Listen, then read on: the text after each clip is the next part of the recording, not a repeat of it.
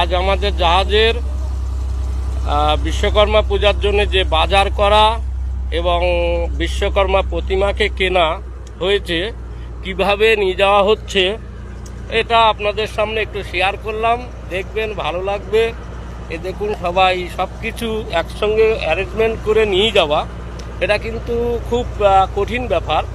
এবং সাগরের মাঝখানে যে আমরা পুজো করি সেটা সত্যি খুব দর্শনীয় এবং খুবই আনন্দনীয়। তো দেখুন, আমরা পুজো করব কিভাবে ঠাকুরকে নিয়ে যাচ্ছি। আপনারা তো নিয়ে যান গাড়িতে, আমরা নিয়ে যাচ্ছি ট্রলারে।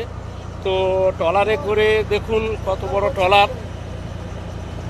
আমরা সবে বাজার করে ঠাকুর প্রতিমা কিনে সব কিছু, কলা গাছ, সব কিছু বাজার নিয়ে আমরা যাচ্ছি।